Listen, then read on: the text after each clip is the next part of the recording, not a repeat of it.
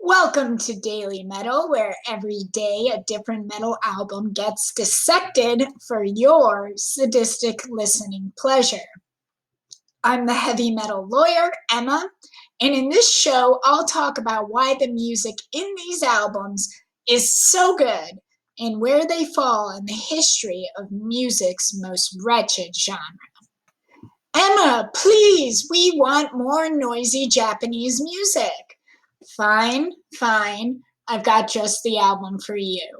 Freedom Bondage by Zeni Jiva, released today in 1995. Zeni Jiva is to death metal what Boris is to sludge metal.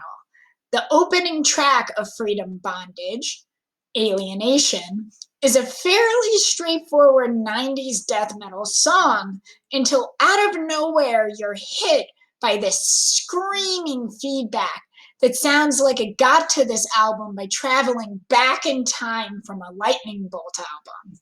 This leads into the song Death Blows, which just straight up sounds like one of the slower trash talk tracks, like Hash Wednesday, until it explodes back into that death metal feedback combo from the prior track.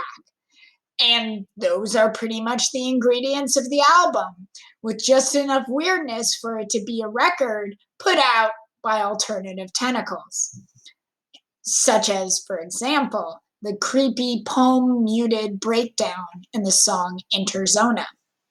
Oh, and did I mention the album was produced by the Steve Albini? I got to be honest, that the production is actually a little bit dated. For example, the corny electronic keyboard effects on the song Burn Your Flesh Out, as well as the album not having a full dynamic range and sometimes getting overwhelmed by the chaos of what the band is putting out.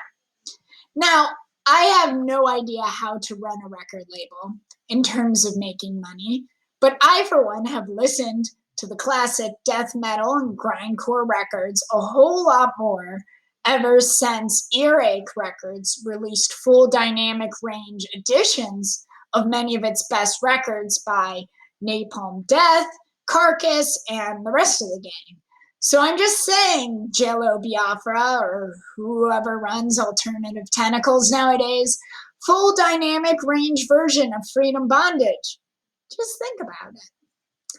Or maybe ask Steve Albini to just remaster the whole thing. I mean, what's he doing nowadays anyways? The crown jewel of the album is the stunningly epic, nearly 11 minutes long song, Ground Zero, which blends together all of the sounds you heard from the rest of the album into a noisy metal finale that, despite how chaotic everything sounded, it shows the band was actually building it up to tie it all together in one theme. It's quite impressive. And if you liked this video, please follow the channel because I'll be trying to put these out every day on the metal album that came out that day, why the music is so brutal, and where it fits in the history of the genre.